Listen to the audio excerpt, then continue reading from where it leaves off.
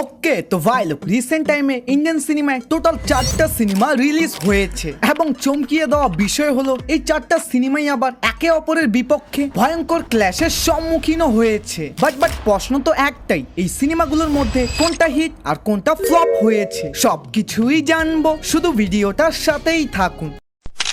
প্রথমেই কথা বলি কানাপ্পা মুভিটা নিয়ে। ভাই ট্রেলার টিজার দেখে আমরা ঠিক যেমনটা আশা করেছিলাম সেম ওইরকমই খারাপ বের হয়েছে। সত্যি কথা বলতে প্রভাসের কেমিও ছাড়া এখানে দেখার মতো ওইরকম কিছুই নেই। আইনো অনেকজনই এখন বলবেন ভাই শেষের ক্লাইম্যাক্স তো ফাটাফাটি ছিল, কিন্তু ক্লাইম্যাক্স পর্যন্ত যেতে যেতে পুরো হলই তো ফাঁকা হয়ে যায়। তার মানে কি মেকাররা এই সিনেমাটা শুধু হল মালিকদের দেখানোর জন্য বানিয়েছে?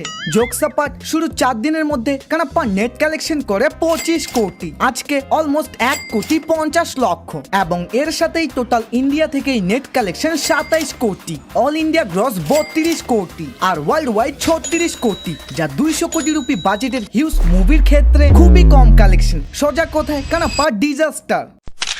এখন কথা বলি সিতারে জমিন পর মুভিটা নিয়ে। ভাই after long time Aamir Khan কোনো ভালো গল্পের মুভির উপরে কাজ করেছে, তাই তো দর্শকরাও খুবই ভালোবাসা দিয়ে এটাকে গ্রহণ করে। বাট প্রশ্ন তো একটাই, আমির খান কি এই সিনেমা দিয়ে কামব্যাক করতে পারলো? ওয়েল হ্যাঁ আবার না। শুরু 9 দিনের মধ্যে টোটাল কালেকশন ছিল 165 কোটি, 10 দিনে এসে 14 কোটি, তো 11 দিনে হালকা একটু ড্রপ দেখা যায় 3,75,00,000 এন্ড আজকেও 3 কোটির মতো এবং এর সাথেই টোটাল ইন্ডিয়া থেকেই নেট কালেকশন 129 কোটি, অল ইন্ডিয়া গ্রস 155 কোটি আর ওয়ার্ল্ড ওয়াইড 230 কোটি পার, যেখানে সিনেমাটার বাজেট 120 কোটি। আই মিন সিতারে জমিন পর মুভি অলরেডি ব্লকবাস্টার। আইনো যদিও তারপরও আমির খানের মতো সুপারস্টারের কামব্যাক করার জন্য এগুলো কালেকশন কিছুই না, বাট ওনার প্রিভিয়াস মুভিগুলোর দিকে নজর দিলে এটা আবার অনেক ভালো কালেকশন করেছে।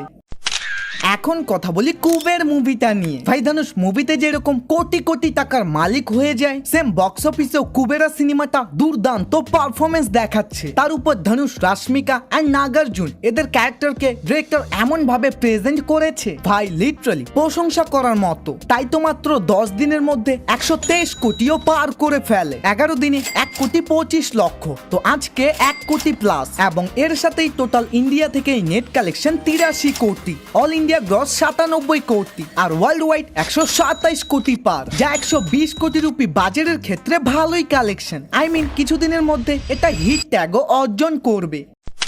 এখন কথা বলি মা মুভিটা নিয়ে। ভাই হরর জনারের এই সিনেমাকে আপনি যদি শুধু এন্টারটেনমেন্টের জন্য দেখেন তাহলে আপনি মজা পাবেন, তবে যদি বারবার মুভিতে লজিক খুঁজতে শুরু করেন তাহলে বেশ কিছু জায়গায় এটা আপনাকে হতাশও করতে পারে। But my opinion this is the one time watch movie. শুধু 3 দিনের মধ্যে এটা 25 কোটির ব্যবসা করে, চতুর্থ দিনে 2,05,00,000, তো আজকেও সেম টু সেম 2,05,00,000 এবং এর সাথেই টোটাল ইন্ডিয়া থেকে নেট কালেকশন 22 কোটি, অল ইন্ডিয়া গ্রস 27 কোটি আর ওয়ার্ল্ড ওয়াইড 31 কোটি, যা 65 কোটি রুপি বাজেটের ক্ষেত্রে ঠিকঠাক কালেকশন। বাকি আপনি এই 4টা সিনেমার মধ্যে কোনটা দেখেছেন বা আপনার ভালো লেগেছে অবশ্যই কমেন্ট সেকশনে জানাবেন। আর সাবস্ক্রাইব তো তুমি এই জন্মে আর করবা না, তাই দেখা হচ্ছে পরবর্তী জন্মে। বাই।